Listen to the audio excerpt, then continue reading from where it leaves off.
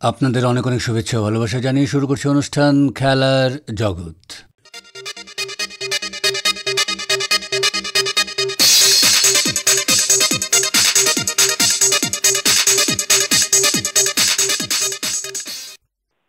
শিলচর জেলা ক্রীড়া সংস্থার পরিচালনায় গত 5 মে থেকে শুরু হয়েছে 16তম যুগসংঘ কাপ অনূর্ধ্ব 15 প্রাইজমানি স্কুল ও একাডেমি ফুটবল প্রতিযোগিতা। এদিকে বুধবার আন্তঃ স্কুল ক্রিকেট প্রতিযোগিতার ফাইনাল ম্যাচের পর এবারে ক্রিকেট মরশুম সমাপ্ত হলো। এ ব্যাপারে শিলচর জেলা ক্রীড়া সংস্থার সচিব অতনু ভট্টাচার্য বলেন, আমাদের যুগসংঘ ফুটবল কাপ গত 5 তারিখ শুরু হয়েছে। আমাদের এই টুর্নামেন্টে টোটাল 12টা দল যোগদান করেছে। অলরেডি আমাদের 3টা ম্যাচ শিলচর স্পোর্টিং ক্লাবে হয়ে গেছে। যুগসংঘ অনেকদিন থেকে স্পন্সর করছে। সত্যি একটা লিডিং নিউজ পেপার এইভাবে এগিয়ে এসে অনূর্ধ্ব 15 স্কুল ও একাডেমি যে প্রাইজ মানি ফুটবল শুরু হয়েছে তার স্পন্সরার হিসাবে উপস্থিত ছিলেন উদ্বোধনী অনুষ্ঠানে বিজয় কৃষ্ণনাথ মহাশয়, আর উনি পত্রিকা গোষ্ঠীর চেয়ারম্যান। এইবার প্রথম অনূর্ধ্ব 15 স্কুল ফুটবলে একাডেমিকে সামিল করা হয়েছে। যুগসংঘ কাপ মূলত স্কুল ফুটবল দিয়েই আসর বিগত বছর থেকে চলে আসছে এবং এই প্রাইজ মানি হিসাবে এই টুর্নামেন্টের চ্যাম্পিয়ন দলকে দেওয়া হবে 10,000 টাকা, রানার্স আপ দলকে দেওয়া হবে 5,000 টাকা। ব্যক্তিগত পুরস্কার হিসাবে পাবেন 1,000 টাকা করে best footballer, best defender, best goalkeeper, best tournament player. তাছাড়াও প্রত্যেক দিন খেলায় ম্যান অফ দ্য ম্যাচকে একটা ট্রফি দেওয়া হবে। আমরা এই টুর্নামেন্টে 5 জন নির্বাচক সিলেক্ট করেছি। ওনারা হলেন অতনু চৌধুরী, দেবেন শুক্লবৈদ্য, হিরণময় দাস, বাচ্চু দাস ও গণেশ ভদ্র। ওনারা এই টুর্নামেন্ট থেকে প্রতিভা বেছে বেছে সিলেক্ট করবেন। আগামী দিনে ডিএসএর একাডেমি হলে এই একাডেমিতে আমরা ওই সিলেক্ট করা প্লেয়ারদেরকে নিয়ে কোচিং দেব এবং আগামী দিনের জন্য প্লেয়ার তৈরি করব। আগামী কিছুদিনের মধ্যেই টুর্নামেন্ট সমাপ্তি হবে। গত 3টা ম্যাচ হয়ে গেছে, আজকে 4 নম্বর ম্যাচ।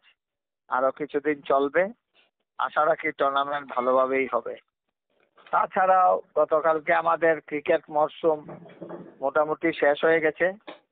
ক্রিকেট মরশুমে অনূর্ধ্ব 16 অক্সফোর্ড কাপ আন্তর্জেলা টুর্নামেন্টের ফাইনাল ম্যাচ ছিল, যে tournament new Oxford school sponsor করে থাকেন। গতকালকের ফাইনাল ম্যাচে শিলচরের তারাপুরের বিদ্যাপীঠ স্কুল এবং নিউ অক্সফোর্ড স্কুলের মধ্যে মোকাবিলা হয় এবং সেই মোকাবিলায় নিউ অক্সফোর্ড জয়লাভ করে। প্রথমে ব্যাট করে 24.1 ওভারে 156 রানে অল আউট হয় বিদ্যাপীঠ। জবাবে 22 ওভারে 8 উইকেটে 157 রান তুলে নেয় নিউ অক্সফোর্ড। খুব সুন্দর ফাইনাল ম্যাচ অনুষ্ঠিত হয়েছে। পুরস্কার বিতরণী অনুষ্ঠানে উপস্থিত ছিলেন বিশেষ অতিথি হিসাবে জেলা ক্রীড়া সংস্থার প্রাক্তন সভাপতি বাবুল হৌর এবং শিলচর স্পোর্টিং এর সভাপতি ডক্টর অনুপ রায়। তাছাড়াও স্পন্সরের পরিবারের পক্ষ থেকে ভূষণলাল আগরওয়াল, সুনীল আগরওয়াল, সীমা জসওয়াল সহ জেলা ক্রীড়া সংস্থার অন্যান্য কর্মকর্তা, সভাপতি সবাই উপস্থিত ছিলেন পুরস্কার বিতরণী অনুষ্ঠানে। শাহিন উদ্দিন লস্কর ফাইনালে সেরা খেলোয়াড় নির্বাচিত হন। ম্যান অফ দ্য টুর্নামেন্ট হয়েছেন নরসিং স্কুলের শিবম বাস্পর। ইনি মোট 189 রান করে সেরা ব্যাটসম্যান নির্বাচিত হয়েছেন। মোট 15 উইকেট নিয়ে সেরা বোলার হয়েছেন গভর্নমেন্ট বয়সের রাজ কানু। আর সেরা উইকেট রক্ষক নির্বাচিত হয়েছেন স্নেহাশিস সাহা নরসিং স্কুল। আর মোস্ট প্রমিসিং ক্রিকেটারের পুরস্কার পান কলেজিয়েট স্কুলের ঋতুরাজ নাথ। তাছাড়াও এই টুর্নামেন্টে সেহরার রহমান নামে একজন কলেজিয়েট স্কুলের ১৭ রান করেছেন এবং ২ জন হ্যাটট্রিক করেছেন এই টুর্নামেন্টে, একজন নওয়াজ লস্কর, একজন শিবম ভাস্কর। ওদেরকেও পুরস্কৃত করা হয়।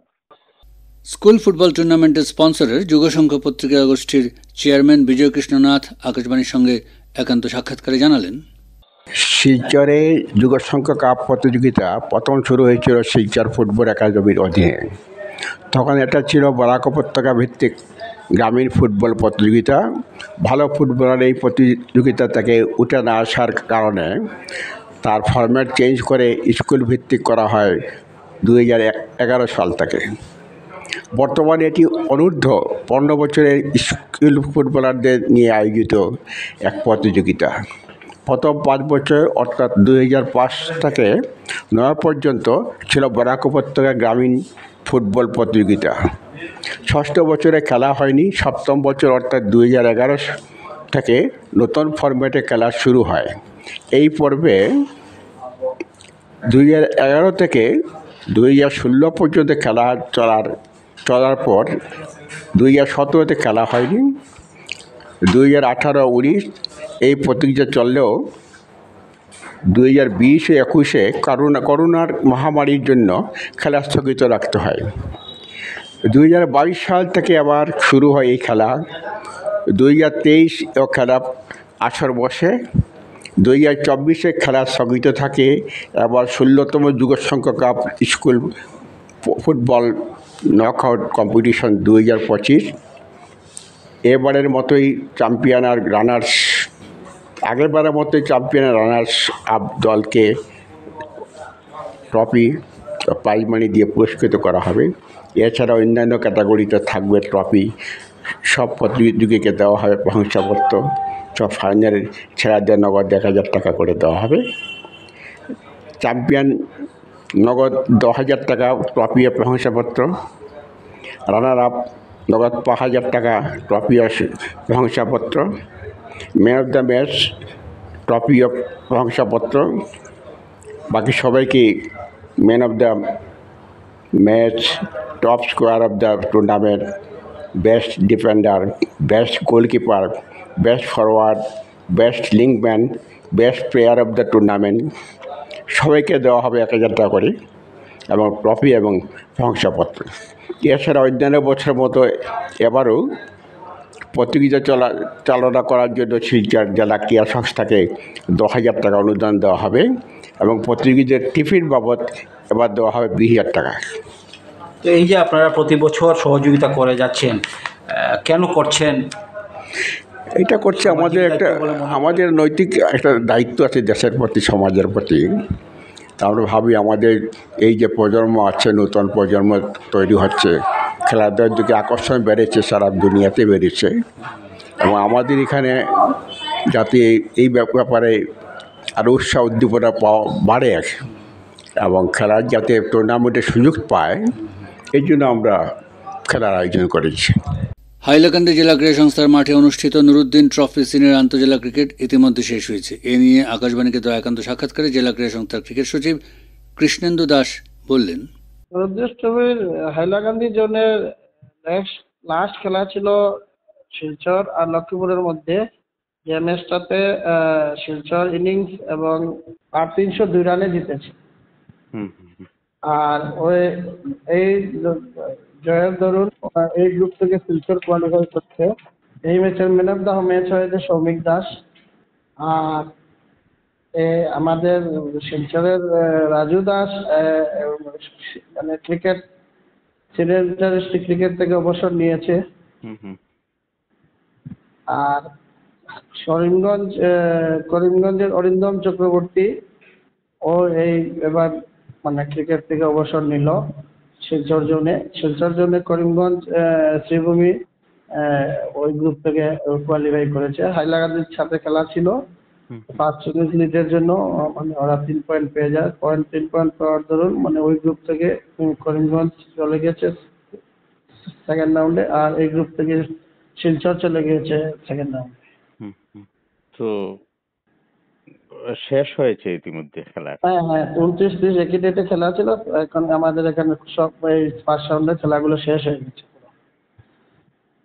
এই যে সেজন্য হাইলাকান্দির খেলা এবারের ট্রফিতে হাইলাকান্দির প্লেয়ারদের পারফরমেন্স কিরকম ছিল? আল্লাহাদের প্লাস পারফর্ম ভালোই ছিল, কিন্তু মানে একটুকুর জন্য মানে ওরা পারেনি করিমগঞ্জের সাথে, কারণ পিচের অবস্থা খুবই খারাপ ছিল।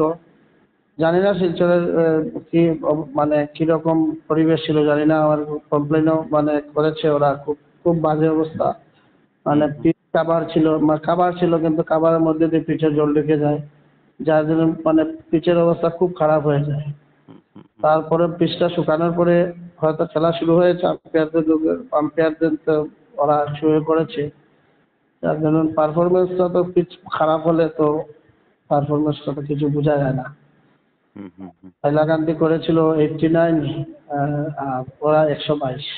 হুম, ম্যাচ পুরো হয়নি, সেকেন্ড ইনিংস হাইলাকান্দি 36 for 4 খেলা শেষ হয়েছে। হুম।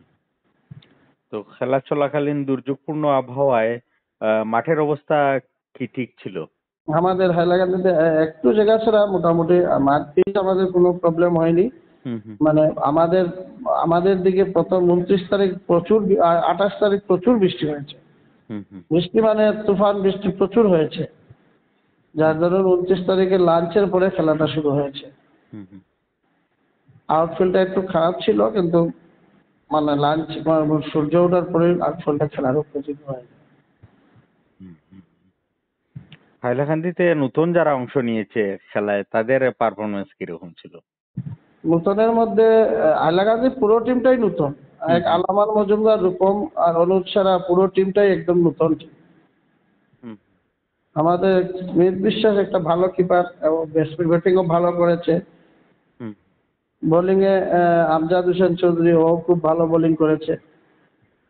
হুম, আর এই ব্যাটিংয়ে তো 4 রানের সেঞ্চুরি, প্রথম ম্যাচে সেঞ্চুরি করতে পারেনি সৌম্যকান্তি পাল। হুম, মানে ইয়ং টিম ছিল, কিন্তু খারাপ ছিল না। কিন্তু এই খেলা বৃষ্টির দরুন খেলাও হয়নি পুরো টাইম, যার দরুন মানে একটা প্রবলেম হয়ে যায় পারফরমেন্সে। তো হাইলাকান্দির প্লেয়ারদের পারফরমেন্সে জেলা ক্রীড়া সংস্থার কর্মকর্তারা কি সন্তুষ্ট মোটামুটি? হ্যাঁ, মোটামুটি সন্তুষ্ট, হুম, সন্তোষজনক পারফরমেন্সই করেছে। হুম, হুম, একদম যে অসন্তোষজনক তা নয়, একটু করে জন্য কোয়ালিফাই করতে পারেনি, এটা কিছু করার থাকে না, ক্রিকেটে সব কিছু হয়ে থাকে। তারপরেও আমি প্লেয়ার লিগে বসবো, আর সপ্তাহ দিন পরে বসবো, এখন একটু ওরা রিল্যাক্স হয়ে যাক, তারপরে কার কি প্রবলেম আছে দেখে নেবো একটু ভালো। হুম, হুম। তো নতুন ভাবে আর কোনো ক্রিকেটের কোনো আয়োজন চলছে কি? না, এখন আর কোনো নতুন করে আয়োজন চলছে না। আমাদের বললাম, আগেই বলেছিলাম যে আমাদের একটা লেডিস সামার ক্যাম্প হবে, হুম, হুম। ওইটা নিয়ে আলোচনা চলছে। দেখা যাক এটা মানে কোন দিন মানে ঠিক হয় যে সামার ক্যাম্পটা শুরু হবে। তো মহিলাদের জন্য সামার ক্যাম্প সিদ্ধান্ত রয়েছে কিন্তু তারিখ না, ঠিক হয়নি। দিনক্ষণ ঠিক হয়নি এখন। হ্যাঁ, হ্যাঁ। এটাই ঠিক করতে হবে বসে, এটা আমরা বসে ঠিক করে নেব। এটা এই ক্যাম্পে ওপেন থাকবে, যে কেউ অংশ নিতে পারবে সবাই। হ্যাঁ হ্যাঁ, ওপেন থাকবে, যে কেউ অংশগ্রহণ করতে পারবে। আমাদের হাইলাকান্দি জেলার যে কোনো মহিলা অংশগ্রহণ করতে পারবে। হুম। এই ক্যাম্পের পরে হয়তো মেয়েদের কোনো ট্রফি বা প্রতিযোগিতা।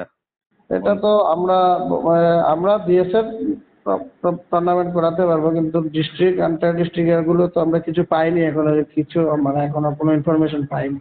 হুম, হুম, আমাদের এখানে এই সিজনে খেলা করাটা খুব কঠিন, কারণ আমাদের বৃষ্টি খুব বেশি হয়ে থাকে, যার ধরুন এই সিজনে খেলা করাটা খুব কঠিন হয়ে যায় আমাদের। হুম, হুম।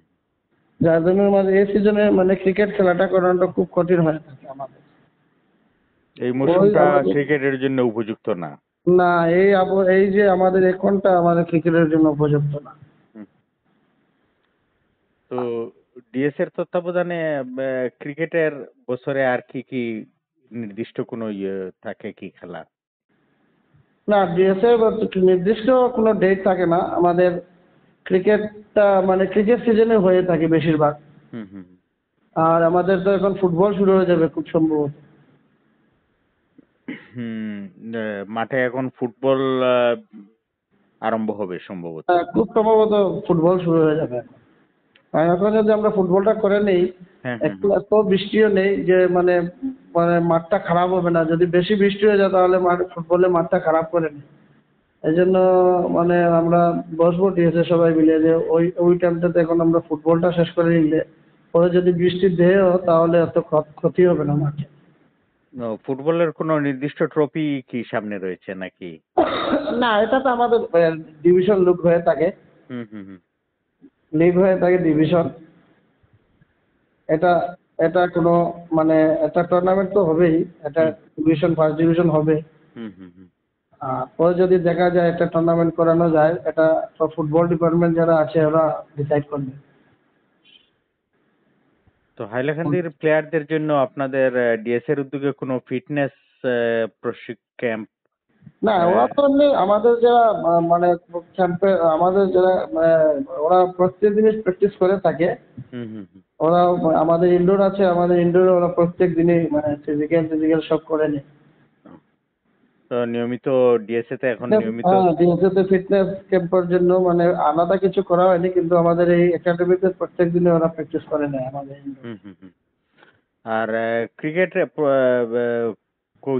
কোচ বাইরে থেকে আনার প্রয়োজন নেই, হাইলাকান্দিতেই কোচ দেওয়া। না, আছে, এটা হাইলাকান্দিতে আছে। ওটা বাইরে থেকে আমরা নেক্সট ইয়ার চেষ্টা করব। আমাদের মানে সিজন শুরু হবে মনে করেন নভেম্বরের লাস্ট উইকে, ডিসেম্বরের ফার্স্ট উইকে। হুম, হুম, হুম। আমরা চেষ্টা করব ওই টাইমটাতে একটা মানে নভেম্বরের ফার্স্ট উইকে হয়তো 10-15 জন একটা বাইরের কোচ আনার আমরা চিন্তা ভাবনা করছি।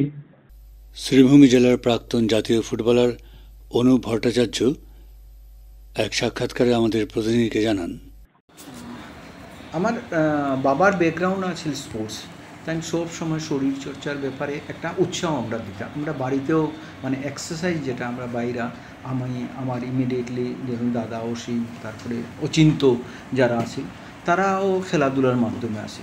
তো বেসিক্যালি অচিন্ত মানে ডাকনাম তরুণ আসিল, তার উৎসাহই আমি কলেজের মাঠে খেলা হয়েছে। তো আমরা এই ওদের এত অঞ্চলে অলমোস্ট 10টা-12টা ছেলে আসিল যারা আমরা খেলাধুলাটারই খুব ভালো পাইতাম। তো আমরা হাতে করি মানে কলেজের মাঠে গিয়ে খেলা এই দুপুরবেলা মানে তখন 2-3-তে পড়ি, যেরকম খুবই ছোটো ওইখানটাতে মানে এক হইলো বল নিয়ে ওই দুপুর হোক বিকেলবেলা হোক ওইখানটাতেই খেলতে আমরা আদৌ যেমন কয়েকজন জুনিয়রের মধ্যে কিছুটা বালা খেলা হয়ে গেছে। তো আমরা একটা ছোটো হাইটের খেলা হইতো। তো ছোটো হাইটের খেলার মধ্যে ধরো আমরা যেহেতু আমরা প্র্যাকটিস করতাম, সেহেতু আমরা একটু স্ট্যান্ডার্ড হইলো অন্য জায়গাতে যেরকম ওইখানটাতে রয়ে গেছে। আর বাবা আমরা একটা ইন্সপায়ার করতাম, সকালবেলা উঠিয়েই আমরা এখান থেকে দৌড়িয়ে আমি যেতাম কুয়ামারা প্রত্যেক দিনটা, অলমোস্ট রোদ জল বৃষ্টি যেটাই হোক না ওইখানে যাওয়া, আর ওইখানেও ব্রিজের নিচে গিয়া 4-5বার দৌড়িয়ে আওয়া ওইটা। তাতে করে কী হয়, আমরা ওই 60 মিনিট 70 মিনিট খেলা আমরা কোনো সময় বুঝতাম না। পা অনেক বেশি শক্ত থাকতো, যেহেতু এন্ডুরেন্স অনেক বইতো।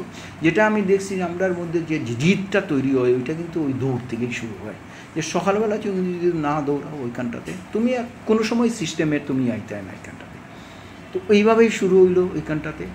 তারপরে আমার মনে হয় ক্লাস 8-এ যখন আমি পড়ি তখন আমি পাবলিক স্কুলে পড়তাম। পাবলিক স্কুলের বি টিমে আমি চান্স হইতাম এখানটাতে। তো বি টিমে চান্স হওয়ার পরে বিমানবন্দর সিংহ আমার মানে অলমোস্ট আমার মেন্টর টাইপের আসলে, তা যাই না কি তার লিগা আমার খুব ভালো মানে তখন ডে 1 থেকে তাই নিয়েই আমার আর সব কিছু করতাম। তো আমার ক্যাপ্টেনশিপে আমরা মনে হয় বি টিম চ্যাম্পিয়ন হয়েছিলাম এখানটাতে।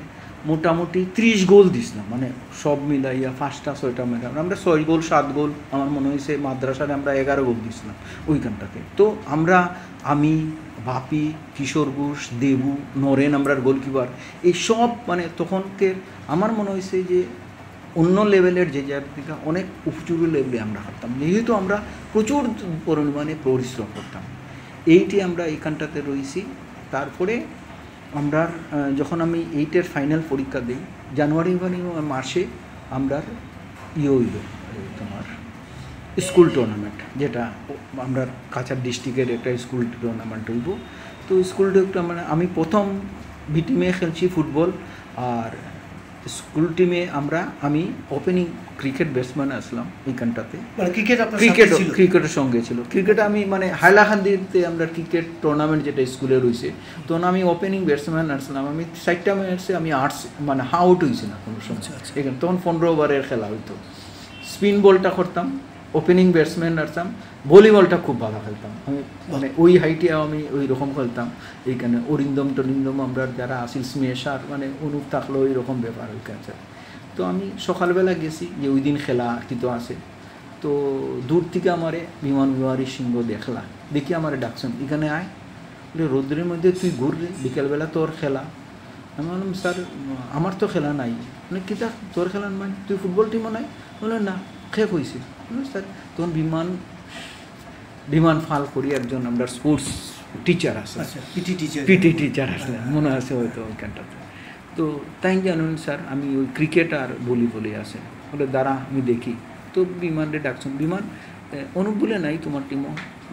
না স্যার এ তো ছুটো, এটা বি টিমে খেলছে। দেখি তোমার লিস্টটা দেখি খেলার এইখানটাতে। তো দেখছেন যাই ফেলে, বলে তোমার কিতা মনে হয় এরা 15-20 মিনিট খেলতে পারবো? অনুপ্রিয় ওখানেই লাগিয়ে যারাম, আমি তারে দেরাম ওইখানটাতে। তাই আমার কইছেন তুই রিক্সা উঠিয়া আমরা পদশোভাত আইসলাম। তো ওই তার নাম কেটা বলি গেছে এইখানটাতে, তার পূর্ণেন্দু দা। আচ্ছা, পূর্ণেন্দু দার দোকান, পূর্ণেন্দু দার দিকার দোকান থেকে বলে একটা ওই 5 নম্বর বুট দাও আর একটা হলুদ রঙের পাবলিশ করে যে হোর্স ওইটা দেও ওইখানটাতে। তারপর দেখিয়া টেকিয়া আমি লইয়া কইলাম যে তুই 2:30-3টার সময় 3:30টার সময় তোরা খেলা এখানটাতে। আমি ওই এক হাতে বুট আর এক হাতে হোর্স লইয়া দৌড়ে আইসি বাসার তারে কইলাম যে বাবা আমি স্কুল টিমে টুর্নামেন্টে চান্স হয়েছি, এখানটাতে আমার কাছে নাই। খানলাম, তারপরে তো আমরা গেছি। আমার মনে হয়েছে ওই প্রথম খেলাতে আমরা হাইলাকান্দি পাবলিক স্কুলের সঙ্গে খেলা, হাইলাকান্দি পাবলিক স্কুলের সঙ্গে। তখন বি টিমের খেলা ছেলে আমার মনে হয় 10 মিনিটের মধ্যে একটা বল পাইয়া আমি মারছি, 1 গোল হয়ে গেছে। 3 গোলে আমরা জিতছি এখানটাতে। তো আমরা গোল যখন হয়েছে বিমান সিংহ দৌড়ে মাঠও গিয়ে আমার খুব জোরালি বলছে, আমার মুখ রাখছিস এখানটাতে। তো এই হইলো আমরা শুরু। পরের বছর তো আমি বি টিমেরও ক্যাপ্টেন আসলাম, এ টিমও তখন আমরা সুন্দর হলাম। অরূপ দাস বাইরে যার আর আমরা তখন ঢুকলাম ওইখানটাতে হয়ে গেছে। তো আমরা বি টিমও চ্যাম্পিয়ন হয়েছিলাম, এ টিমও চ্যাম্পিয়ন হয়েছিলাম। হওয়ার পরে আমরা সাব জুনিয়র টিম যাইতো নগাঁও ওইখানটাতে, স্কুলতে না ডিস্ট্রিক্ট।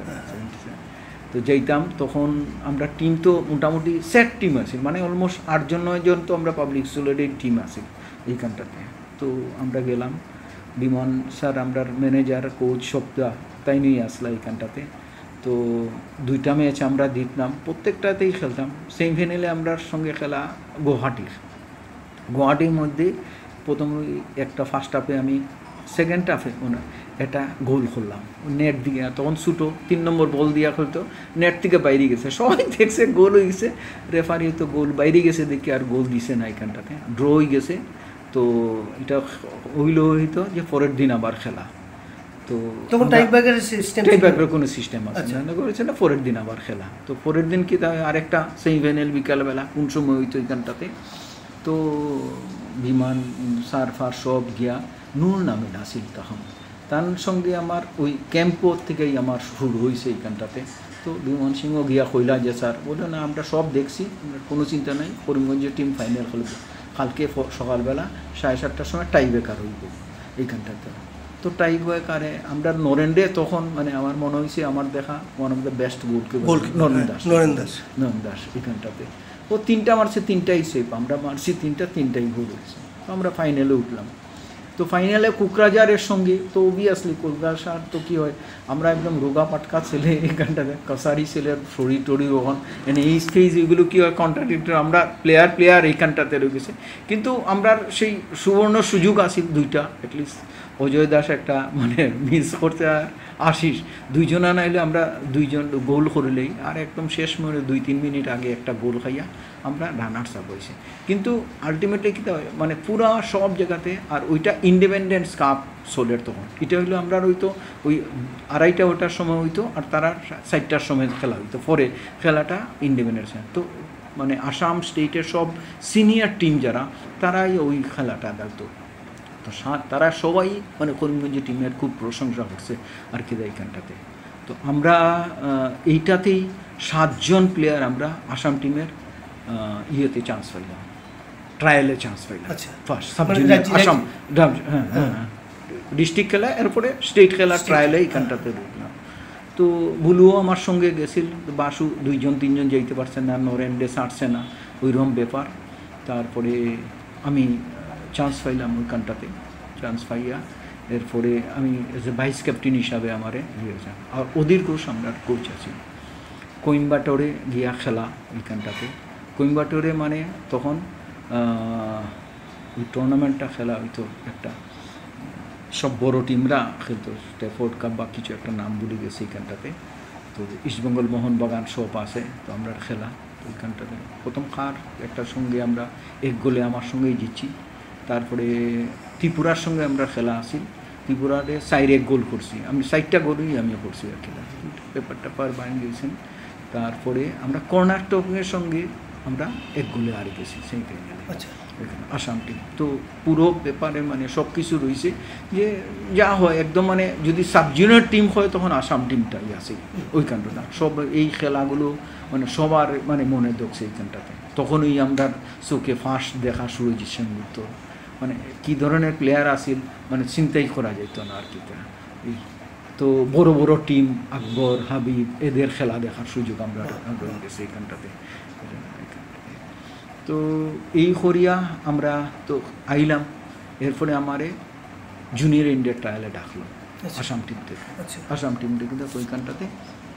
তো আমরা তখনও আমরা প্রায় 5 জন আমরা গেছিলাম আসাম টিমে ট্রায়ালে, অল ইন্ডিয়া সাব জুনিয়র টিমের জন্য ব্যাঙ্গালোরে কোচিং।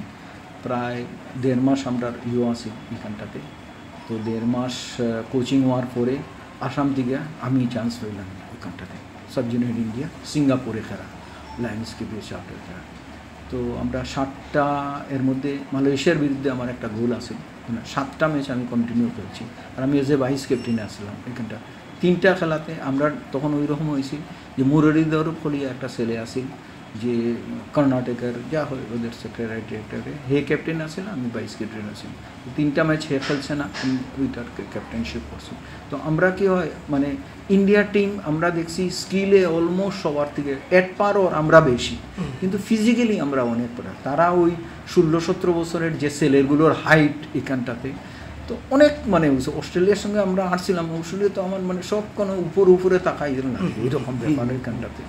তো যাই হোক, তখন আমরা বুঝলাম যে শারীরিক স্কিলের দিক দিয়ে আমরা এট পার, কিন্তু শারীরিক দিক থেকে আমরা অনেক পিছিয়ে পড়ে গেছি, যে ওইটা যদি না হয় তাহলে হয় না। আর এটা রিকভারি করতে গেলে একমাত্র তোমার একদম রুটস লেভেল থেকে তোমার ফুটবল খেলতে হবে, যে একদম বড় হয়ে গেলাম 18-19, তারপরে গিয়ে কোচিং পাইলাম, একাডেমি হইতো, যেরকম পড়াশোনা ABCD থেকে শেখানো উচিত, ফুটবলও কিন্তু যদি ফুটবলার হইতে হয় শারীরিকভাবে, মানসিকভাবে বা স্কিলের দিকে, তাহলে কিন্তু ফুটবলও তোমার ABCD মানে ওই একাডেমিক থেকে শুরু করতে হবে।